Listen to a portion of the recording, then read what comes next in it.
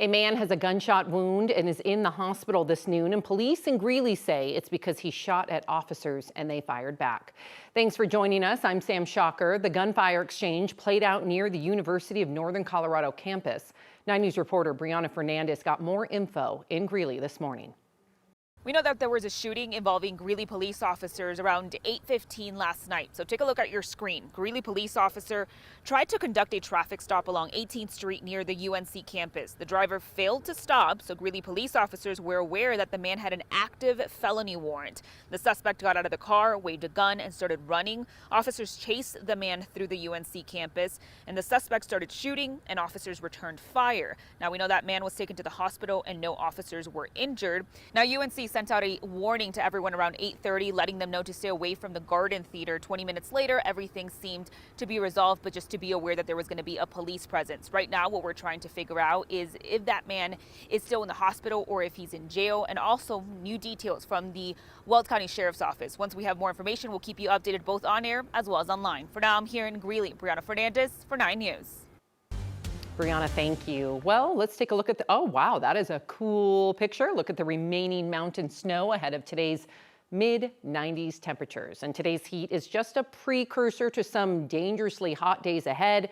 So joining me now is Keely Chalmers with our 9 News Weather Impact team. Keely, I know that you've been tracking all this heat as it's coming in. Yeah, and it is going to get warmer. We're already in the 90s right now. Tomorrow and Saturday, we have called for weather impact alerts due to very hot weather, temperatures in the triple digits. That's tomorrow. Still very warm today as temperatures climb into the 90s. We're already at 93 degrees outside the 9 News studios right now. Winds not helping much out of the southwest, 3 miles per hour, but those southwesterly, very dry, very warm winds will pick up this afternoon. We do have the concern for fire weather as well with this hot wave coming in. It's fairly short heat wave, but it is going to increase the fire danger. Current temperatures 80s and 90s across the plains. Cooler in the mountains, still in the 70s and some 80s as well. So your hour by hour forecast, we're going to make it to our high 96 degrees right around 2 o'clock. We will see increasing clouds, but not going to help much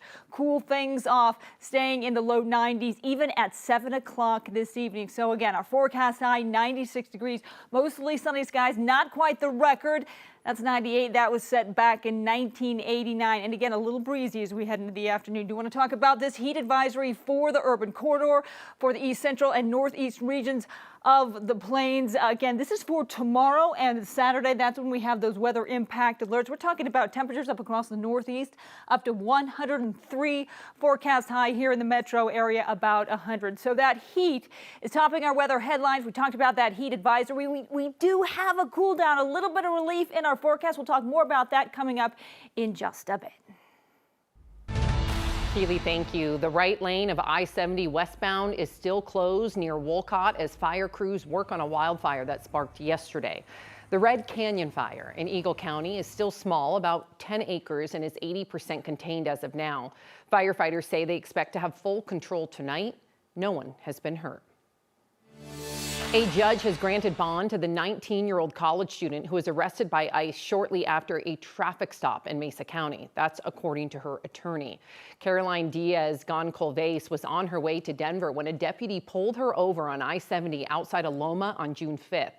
That deputy told her she was driving too close to a semi-truck and let her go with a warning. Afterward, the Mesa County Sheriff's Office says the deputy messaged in a group chat with other law enforcement. The group chat was meant for drug enforcement, and yet ICE used that information to pull Caroline over and detain her. Colorado has laws meant to stop ICE from addressing personal information. Democratic State Senator Julie Gonzalez helped pass them. Oh, I'm furious because Mesa County Sheriff's Office has themselves admitted that that collaboration is in direct contravention of our state law. So what are you supposed to do, and who are you supposed to trust when law enforcement is saying, yeah, sorry about that, we broke the law? Even though the way ICE found out about Caroline doesn't follow state law, her immigration case can still proceed. Attorneys in Denver say fear of ICE is leading more people to skip their immigration hearings. The Colorado chapter of the American Immigration Lawyers Association say one recent day saw only 3 out of 30 people show up for court. Now, if someone doesn't show up to their hearing, the judge can issue something called an absentia removal order. That means your case is effectively over, and now you can be deported. Hyundai remains one of the top stolen cars in Colorado, according to a new report. Kia wasn't in the top 10 this time, but owners should take precautions. Data from Colorado's Auto Theft Prevention Authority shows that Hyundai Elantras and Sonatas are the second and third most commonly stolen model of cars in our state. The most commonly stolen vehicle in the state is the Chevy Silverado, while Kia doesn't have any models in the top 10. Colorado State Patrol says they share features with Hyundai and are still just as vulnerable. The Hyundai and Kia, specifically those models with a physical key ignition, remain to be targeted by thieves, and they represent a significant portion of total auto thefts in Colorado. Law enforcement across Colorado just wrapped up the latest Click It or Ticket campaign, and CDOT reports that from May 12th to June 1st, more than 2,400 drivers got tickets. The agencies that wrote the highest number of tickets: Loveland Police with 367, Larimer County Sheriff's Office with 259, and Thornton Police with 99 citations.